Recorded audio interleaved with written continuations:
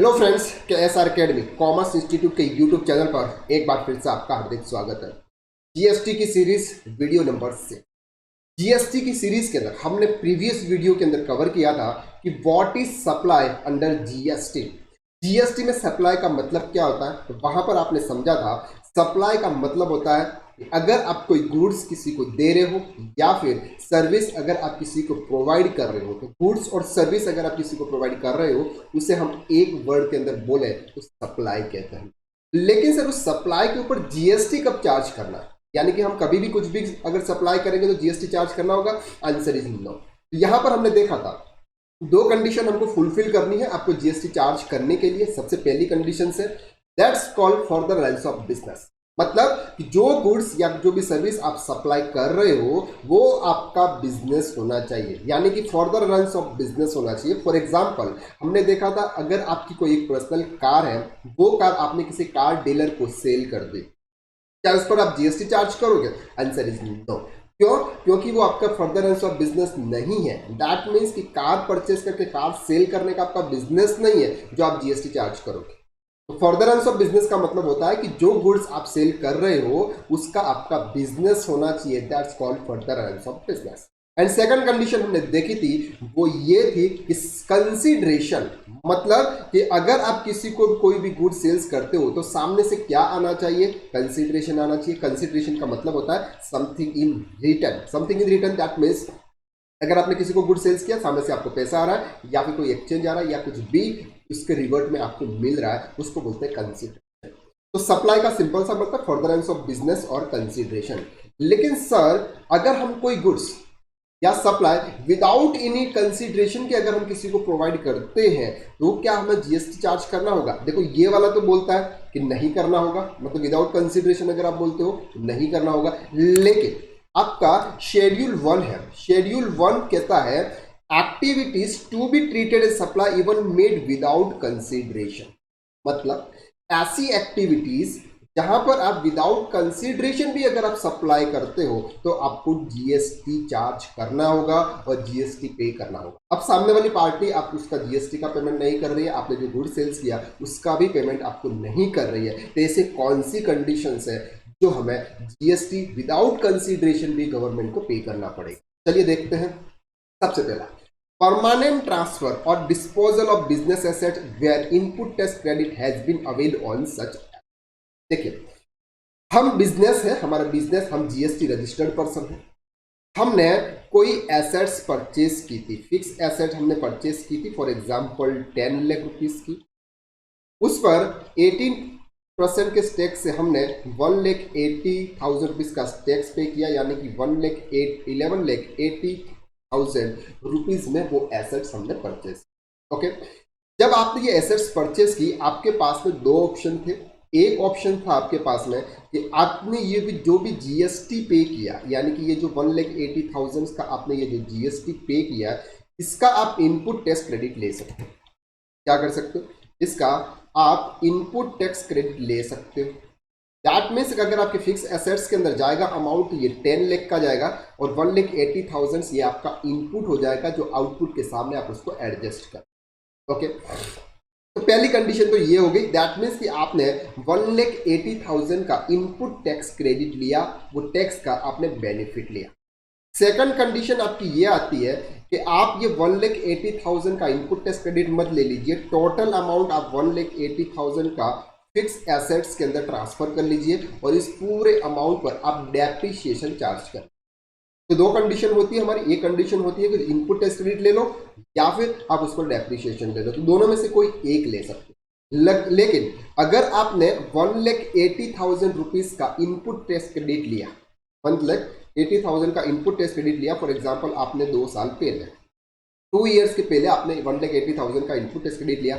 अब वो एसेट्स अगर आपने किसी को 5 लाख आपकी for example book value after depreciation के बाद में फॉर एग्जाम्पल 5 लाख की बुक वैल्यू, ये एसेट्स आपने अपने किसी फ्रेंड को ऐसे ही दे दी, मतलब आपने कार परचेस की थी फॉर एग्जांपल बिजनेस पर्पज से, तो आपने इनपुट टैक्स क्रेडिट, हालांकि कार के ऊपर इनपुट टैक्स क्रेडिट आपको नहीं मिलता है। हम बात करते हैं कंप्यूटर्स की, फॉर एग्जांपल आपने एक कंप्यूटर लिया था जिसके ऊपर आपने इनपुट टेस्ट क्रेडिट लिया था। इनपुट टेस्ट क्रेडिट लेने के बाद में वो कंप्यूटर थोड़ा सा पुराना हो गया और आपने अपने सिस्टर या किसी को भी प्रोवाइड दे दिया, यानी कि आपके डिस्पोजल एसेट्स कर दिया, आपके एसेट्स आपकी बुक से हटा दिया आपने, तो उस पर आपको क्या करना होगा, जीएसटी चार्ज करना होगा। अब सामने वाली पार्टी को आपने ऐसे गिफ्ट दे दिया है, ऐसे दे दिया, लेकिन वो तो आपको पेमेंट करने नहीं वाले, लेकिन आपको पेमेंट करना होगा, यानी कि जीएसटी का पेमेंट आपको करना होगा, जो भी परसेंटेज रेट हो उसके हिसाब।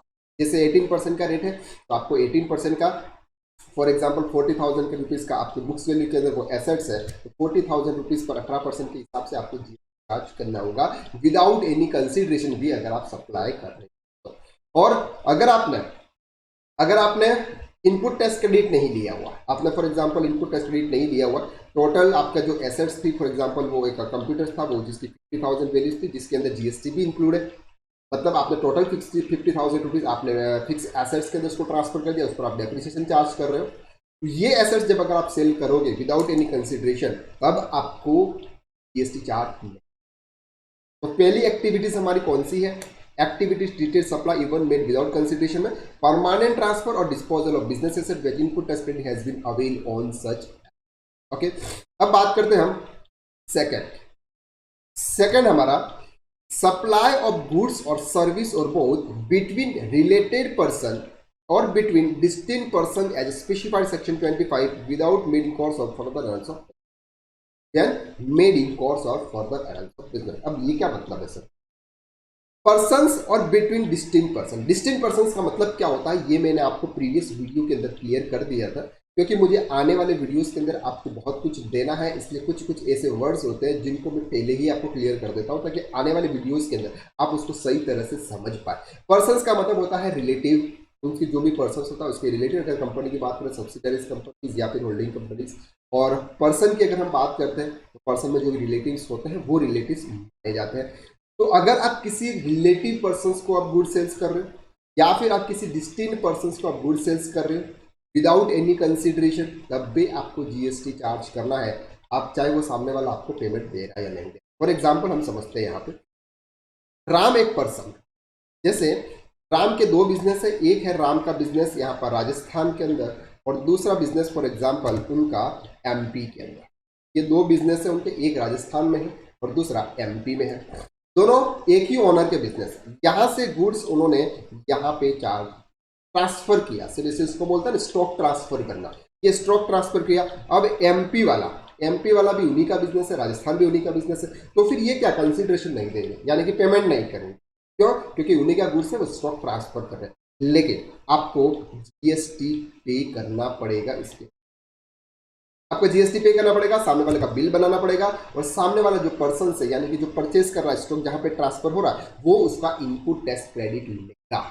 आप जीएसटी चार्ज करोगे, सामने वाला इनपुट टैक्स क्रेडिट लेगा, अब उसका पेमेंट आपको जीएसटी में करना होगा, चाहे वो सामने वाला पेमेंट आपको कर रहा है या नहीं कर रहा। अब वो आप कैसा सेटल कर रहे हैं वो आपका लुकआउट है, लेकिन जीएसटी डिपार्टमेंट ये बोलता है कि अगर आपने डिस्टिंक्ट पर्सन या रिलेटेड पर्सन को विदाउट एनी कंसिडरेशन भी अगर आपको कोई गुड सेल्स किया हुआ है तो भी आपको जीएसटी चार्ज करना। एक और एग्जाम्पल हम ले लेते हैं, हम स्टेट के अंदर, जैसे एक स्टेट हमारा, एक भोपाल के अंदर एक बिजनेस है, एक हमारा इंदौर के अंदर बिजनेस, दोनों सेम स्टेट के अंदर।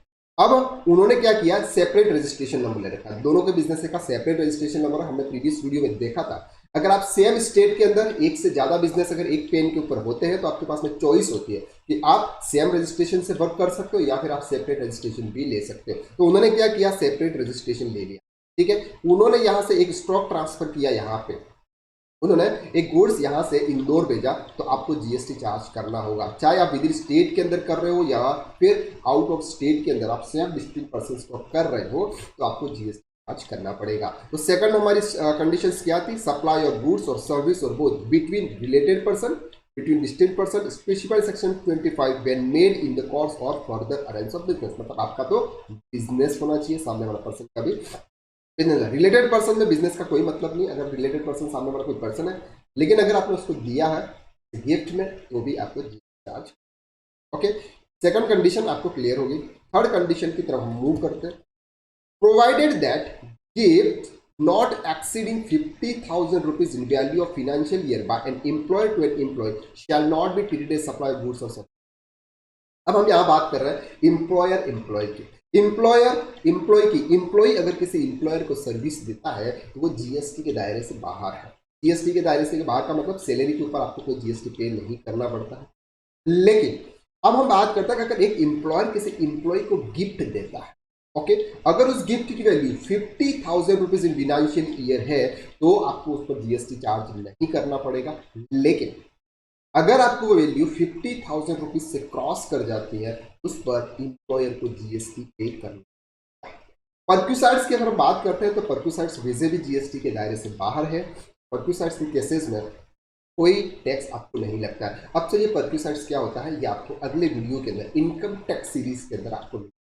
अगर आपने हमारा ये चैनल सब्सक्राइब नहीं किया है तो प्लीज इस चैनल को सब्सक्राइब कर लो ताकि आप इस चैनल के माध्यम से account, GST, income tax, TDS, TCS, payroll, PF ESIC, advance Excel, costing, FM, auditing, इन सब के अंदर आप एक्सपर्ट बन जाएंगे। इसके अंदर सबकी सीरीज आने वाली है। तो अगर आपने हमारे चैनल को सब्सक्राइब नहीं किया है तो कर लीजिएगा। तो हमने यहां तक देख लिया एक एम्प्लॉय को अगर गिफ्ट देता है, उस गिफ्ट की वैल्यू 50,000 रुपीज से ज्यादा होती है तो एम्प्लॉयर को जीएसटी पे करना पड़ेगा। ओके, नेक्स्ट कंडीशन है हमारी supply of goods by principal to his agent. अब इसको देखो, प्रिंसिपल का मतलब होता है जो मेन बिजनेस होता है जहां से गुड्स सप्लाई किया जा रहा है। एजेंट होता है बीच में, एक एजेंट होता है और वो गुड्स किसी और को सेल करवाता है। ओके, तो यहां पर हम बात करते हैं जैसे फॉर एग्जांपल ए एक पर्सन है, ए ने बी के माध्यम से सी को गुड सेल्स किया। दो कंडीशन है यहाँ पे। डायरेक्ट ए अगर सी को बिल देता है, ए अगर डायरेक्ट सी को बिल देता है तो उस कंडीशन में क्या जीएसटी चार्ज किया जाएगा? सिर्फ सी से किया जाएगा। किससे किया जाएगा? सी से किया जाएगा। Where the undertakes supply of such goods on behalf of the principal, it means behalf of the principal पे ए ने बी को, बी क्या बोलता है आप मेरे नाम पे इनवॉइस बनाओ। बी क्या बोलता है आप मेरे नाम पे इनवॉइस बनाओ, मैं सी के नाम पे इनवॉइस बनाऊंगा, लेकिन पेमेंट कौन करेगा? सी करेगा। तो उस कंडीशन में भी सप्लाई माना जाएगा और आपको जीएसटी पे करना। By an agent to is principal where the agent undertakes receive such goods on behalf of the principal. मतलब अगर एक एजेंट अगर प्रिंसिपल के बिहाफ पे गुड्स रिसीव कर रहा है या प्रिंसिपल के बिहाफ पे गुड्स सप्लाई कर रहा है, उस कंडीशन में भी जीएसटी चार्ज करना होता है, फिर चाहे वो विदाउट एनी कंडीशन। अब ये डिटेल्स में एक्सप्लेन करेंगे आने वाले वीडियोस के अंदर कि प्रिंसिपल और एजेंट के बीच में क्या रिलेशंस है, डेल क्रेडिट कमीशन क्या होता है, इसके ऊपर जीएसटी किस तरह से लेविड होता है। ये एक लंबा टॉपिक है जो आपको आने वाले वीडियो के अंदर मिलने वाला है। ओके, एंड नंबर 5 नेक्स्ट जो हमारा कंडीशन वो कंडीशन है import of service. Import of service का मतलब होता है कि आपने अदर कंट्री से अगर कोई सर्विस ली है by a person from related person और from any of his other establishment outside India in course of furtherance of business. मतलब क्या? मतलब ये कि अगर आपका कोई पर्सन है इंडिया के बाहर, कोई चाहे वो रिलेटेड पर्सन हो या फिर कोई भी पर्सन हो, आपने आउटसाइड इंडिया से इंपोर्ट ऑफ सर्विस की है, उस केस में in course of furtherance of business without any consideration आपको जीएसटी पे करना पड़ता है। ये एक ऐसी कंडीशन है जहां पर आप इंपोर्ट ऑफ सर्विस पर भी आपको जीएसटी पे करना होता है। अब इंपोर्ट ऑफ गुड्स यानी कि एक्सपोर्ट गुड्स पे एग्जेम्प्टेड है। हम देखा था कि आपकी ये जो सप्लाई होती है ना, एक्सपोर्ट सप्लाई, जिसके ऊपर आपको जीएसटी पे नहीं करना होता। क्यों? क्योंकि जीएसटी डेस्टिनेशन बेस्ड टैक्स है। जहां पर गुड्स जाता है वहां पर अगर जीएसटी एप्लीकेबल है तो ही आपको जीएसटी चार्ज करना है। जैसे हमारा गुड्स जाता है फॉर एग्जांपल यूएसए के अंदर, तो यूएसए के अंदर जीएसटी एप्लीकेबल नहीं है, इसलिए हम जीएसटी चार्ज नहीं करेंगे। लेकिन अगर हम कोई गुड्स या फिर कोई सर्विस इंडिया के अंदर मंगवाते हैं तो इंडिया के अंदर तो जीएसटी एप्लीकेबल है, तो फिर आपको इसके ऊपर जीएसटी चार्ज करना होगा। तो आई होप कि आपको आज वाला लेक्चर्स यानी कि आज वाले वीडियोस के अंदर हमने डीम्ड सप्लाई को कवर किया। डीम्ड सप्लाई का मतलब ये होता है कि कंसिडरेशन नहीं है, फर्दरेंस ऑफ बिजनेस है, कंसिडरेशन नहीं है, लेकिन इसको हम क्या मानना होगा? डीम्ड सप्लाई मानना। तो आई होप कि आपको आज का लेक्चर क्लियर हो गया।